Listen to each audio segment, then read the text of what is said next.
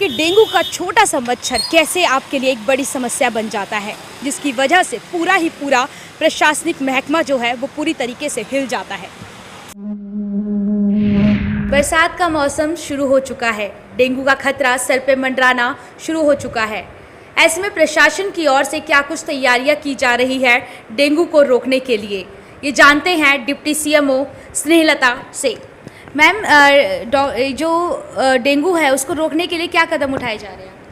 Dengue को रोकने के लिए हमने, जैसे कि पहले हर साल देखा गया है, पिछले साल के आंकड़ों के मुताबिक 451 केस डेंगू के थे और ज़्यादातर वो देखा गया उनमें कि उनमें इतना सिवियरिटी या ये कहें कि वो नहीं था कि डेंगू का ज़्यादा पैनिक ही ज़्यादा होने की वजह से वो केसेस को हम लोग, अगर वो पैनिक ना हुआ जाता उस समय भी, तो हम इसको रोकथाम तब भी कर सकते थे।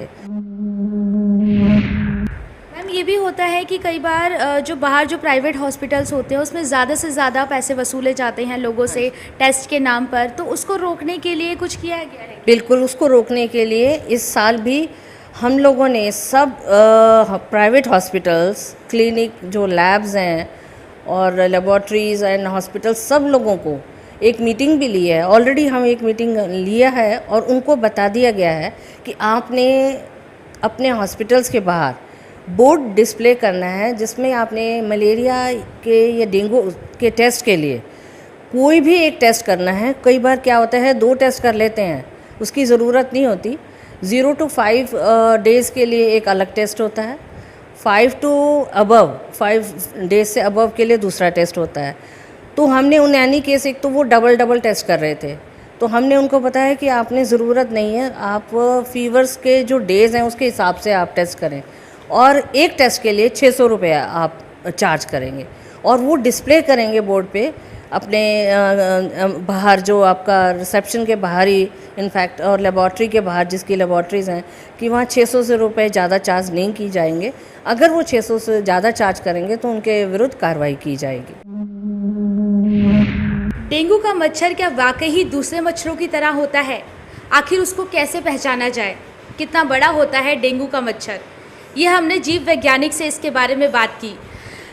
डॉक्टर सरोज हैं जो जीव वैज्ञानिक हैं, उन्होंने हमें बताया कि जो डेंगू होता है उसको कैसे, डेंगू का जो मच्छर होता है उसको कैसे पहचाना जाए। मैम, कैसे पहचाना जाता है डेंगू? डेंगू का मच्छर और मच्छरों से बिल्कुल हटके होता है। ये बिल्कुल काले रंग का होता है और इसके ऊपर सफ़ेद स्पॉट्स होते हैं और इसकी एक विशेष बात ये है, ये दिन के समय काटता है। कैसे काले रंग का होता है? कैसे, हम, कितना साइज़ होता है इस मच्छर का? दूसरे मच्छरों जितना ही साइज़ होता है, लेकिन इसके काले रंग से ये एकदम पहचाना जाता है। और जब ये दिन में काटता है ना, आपको कोहनी तक या नीचे घुटनों तक काटता है या फेस पे काटता है, तो आपको हल्की सी खुजली होती है, आप तुरंत पहचान जाओगे कि किसी चीज़ ने आपको काटा है। कुछ बॉडी का पर्टिकुलर पार्ट भी होता है इस मच्छर के काटने का पसंदीदा, कि ये उसी बॉडी पार्ट में काटेगा? यहाँ से लेकर यहाँ तक और नीचे पंजे से लेके घुटने तक और फेस पे, ये इसके पसंदीदा स्पोर्ट्स हैं। अगर इसको, तभी हम लोगों को कहते हैं कि जब भी डेंगू का सीज़न हो, पूरी बाजू के कपड़े पहनो, जूते जुराब पहनो, पैंट्स पहनो और मुंह का हम विशेष ध्यान वैसे ही रखेंगे। अगर मच्छर मुंह पे बैठेगा तो हम उड़ाने में भी सक्षम हो जाएंगे। कितना फीट ऊपर तक उड़ सकता है ये मच्छर?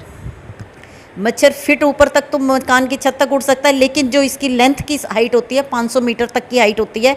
मैक्सिमम से मैक्सिमम रुक के भी जाए तो 1 किलोमीटर तक ये फ्लाई कर सकता है। ये बिल्कुल काले रंग का मॉस्किटो होता है और इसके ऊपर बिल्कुल एकदम वाइट, मिल्क जैसे वाइट स्पॉट्स होते हैं, तो इसीलिए इसको टाइगर मॉस्किटो भी कहते हैं। और ये दिन के समय काटता है। पर्टिकुलर दिन के समय भी टाइमिंग्स है, अर्ली 10 to 12 और 3 to 6 इसके पसंदीदा आवर्स भी हैं काटने के। अच्छा, तो इसमें नर और मादा दोनों टाइप के मच्छर होते हैं, और ज़्यादा खतरनाक कौन सा होता है? नर और मादा दोनों तरीके के होते हैं। जो नर मच्छर होता है उसके माउथ पार्ट्स प्रॉपरली डेवलप नहीं होते, वो प्लांट्स के जूस पे जीवन निर्वाह करता है। फीमेल मॉस्किटो को ह्यूमन ब्लड की आवश्यकता होती है, क्योंकि उसको अपने एग को डेवलप करने के लिए ह्यूमन ब्लड चाहिए होता है। तो जाहिर है कि फीमेल मॉस्किटो ही खतरनाक हुई, मेल मॉस्किटो कोई डिजीज़ का कैरियर नहीं है। अब आपको बताते हैं कि आखिरकार डेंगू का मच्छर जो है वो होता कैसे है। डेंगू का मच्छर कैसे लार्वे से मच्छर बनता है? मैम बताइए, कैसे लार्वे से मच्छर बनता है? ये लार्वा से प्यूपा बनेगा, प्यूपा के बाद मच्छर बन जाएगा। आमतौर पे जो ये लार्वा हैं, इनको पानी में देख के लोग, जहाँ हम सर्वे के लिए जाते हैं, लोग ये हमें ये कहते हैं ये कीड़े हैं। ये पानी के कीड़े नहीं हैं, ये डेंगू वाले मच्छर के बच्चे हैं, इनको लार्वा कहते हैं। ये जो चल रहा है, चल रहे हैं ये धीरे धीरे नहीं, ये खूब तेज सर्पेंटाइल मूवमेंट की तरह चल रहा है। 8 बनता है, जैसे इन अक्षर 8 बनता है ऐसे ही इनका मूवमेंट होता है। और ये लार्वा के बाद प्यूपा बनेगा और प्यूपा फिर एडल्ट मॉस्किटो बन जाएगा। जो एडल्ट फीमेल एडीज मॉस्किटो होती है वो अपने बच्चों को डेवलप करने के लिए मनुष्य का खून चूसती है, क्योंकि उसे एग को डेवलप करना होता है। कितने दिनों का प्रोसेस होता है पूरा? अंडे से मच्छर बनने का समय पूरा 8वें दिन मच्छर बन जाता है। 7 दिन एक्वेटिक स्टेज है इसकी, पानी में 7 दिन रहता है। अब जरा आपको बताते हैं कि डेंगू का मच्छर आपका खून चूसने के बाद कैसे अंडे देता है और 7 दिनों में कैसे अंडों से मच्छर बनता है। पनपने की जो पूरी साइकिल होती है, जो उसका पूरा प्रोसेस होता है, आखिर वो कितने दिनों तक चलता है, आप ये जानते हैं। सर, ये क्या 2 तरीके के मच्छर दिख रहे हैं, क्या है इसके पीछे? ऐसा है कि जो इसमें जो आपको मच्छर दिख रहे हैं, ये जो है आपका डेंगू का मच्छर है और ये इसको टाइगर मच्छर बोलते हैं। इसमें क्या है कि जो इसके शरीर पे टाइगर जैसी इस पे धारियाँ होती हैं और ये जो है ये सेम वही मच्छर है, लेकिन इस पिक्चर में ये दिखाया गया है कि ये इसने इतना ज़्यादा खून पी लिया है कि मतलब अब ये कंप्लीट ये है। पूरा रेड दिख रहा है। हाँ, ये खून हाँ, किसी का पिया हुआ है इसमें। जी, मतलब ये क्या है कि जो डेंगू का जो मच्छर होता है, ये एक बार में इसका काम नहीं चलता है। तो एक आदमी को बाइट किया, दूसरे को बाइट किया, तीसरे को बाइट किया।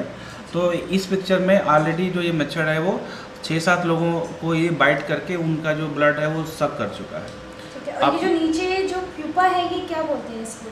क्या ये है, ये जैसे कि आपका जो मच्छर है ना, जो उसकी ये सारी इसमें स्टेजेस दिखाया है कि जो इसका डेवलपमेंट है। मैं आपको एक प्रेजेंटेशन के माध्यम से बताना चाहूँगा कि जो इसका साइकिल होता है, लाइफ साइकिल होता है, वो इसका 1 से 7 दिन का होता है। ये यहाँ पे जो कंप्लीट है, जैसे डेंगू है, इसने एक दिया अंडा दिया, अंडा जो 2 से 3 दिन में लार्वा बनता है।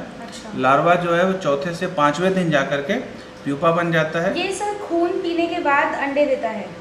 देखिए, ऐसा होता है कि किसी को भी सरवाइव रहने के लिए उसको भोजन की ज़रूरत पड़ती है। अच्छा, जैसे हम लोग खाना खाते हैं, वैसे जो मच्छर होता है वो इसका जो इसको सरवाइव करने के लिए ये आदमी के खून पे ही ये डिपेंड होता है।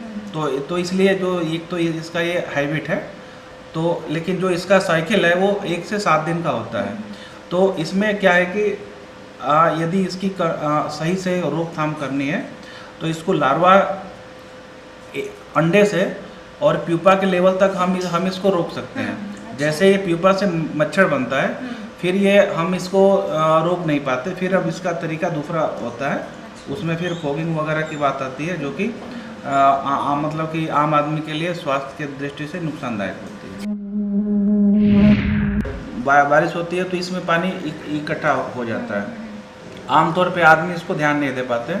जैसे ही पानी 7 दिन तक वहाँ पे यदि पानी को ठहरने का मौका मिला, वहाँ पे लार्वा हो जाएगा, यानी कि मच्छर अपने को अंडा। ये देखिए, एक डंपिंग साइट है जहाँ पर कि इतने सारे टायर्स पड़े हुए हैं।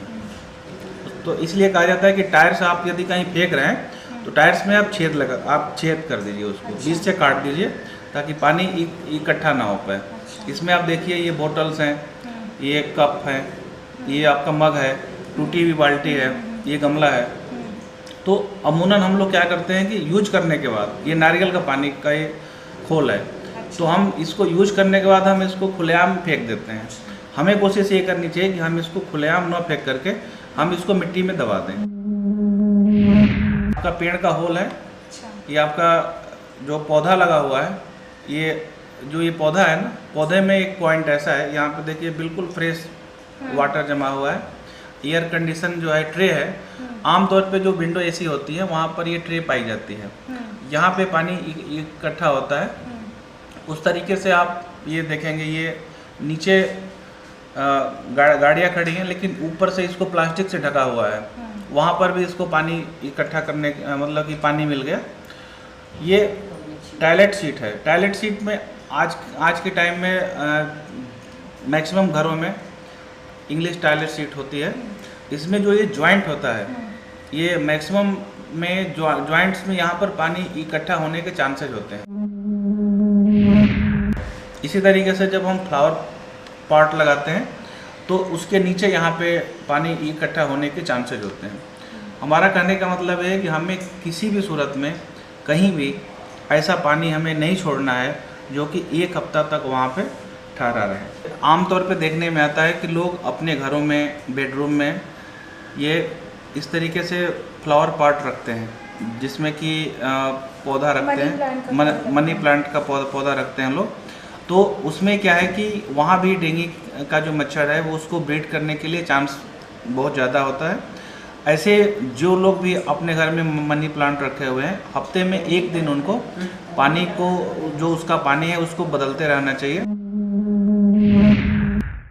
हमारा मकसद आपको डराना नहीं है, लेकिन डेंगू की वजह से हर साल मौत का आंकड़ा बढ़ता जा रहा है। आखिरकार प्रशासन की ओर से क्या कुछ चूक होती है? आखिर डेंगू को मारने में कमी कहाँ रहती है? सरकार की ओर से हमेशा चूक होती है कि डेंगू की जो मरीज है उसकी तादाद बढ़ती है हर साल।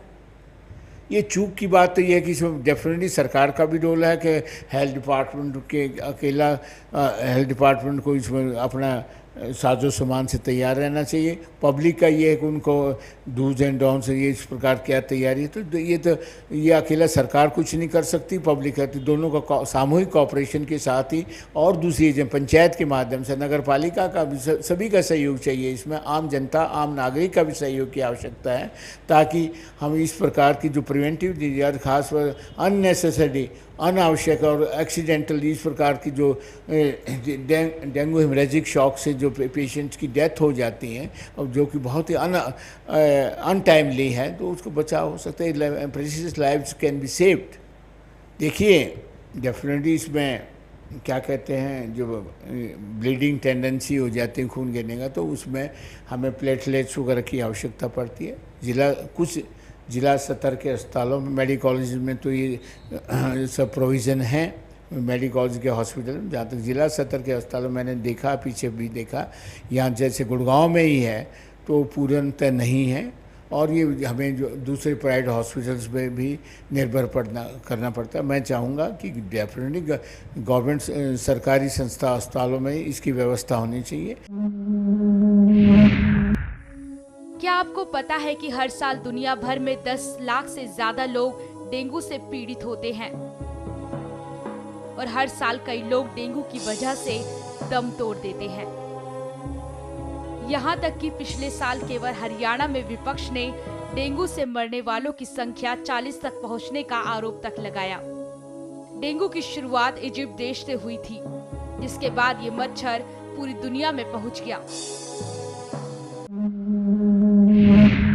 बरसात का मौसम आ चुका है। आपने खुद भी देखा होगा कि आपके आसपास गड्ढे या सड़कों पर पानी इकट्ठा होना शुरू हो चुका है।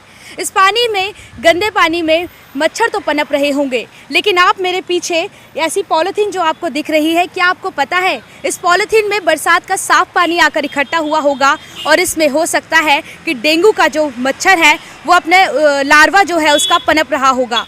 तो ऐसे में ज़रूरत है, अगर आपके आसपास भी ऐसी छोटी पन्नियाँ या शीशियों में साफ पानी अगर इकट्ठा हुआ होगा तो उसको जल्दी से जल्दी हटा दिया जाए और डेंगू के मच्छर को पनपने से पहले ही रोक दिया जाए। अब आपको बताते हैं कि आखिर वर्ल्ड डेंगू डे मनाया क्यों जाता है।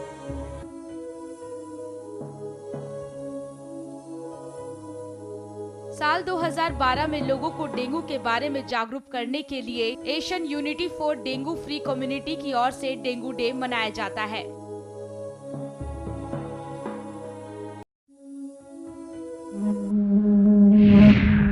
डेंगू से आपके और आपके परिवार को खतरा तो है ही, साथ ही साथ समय और धन की भी काफ़ी बर्बादी है।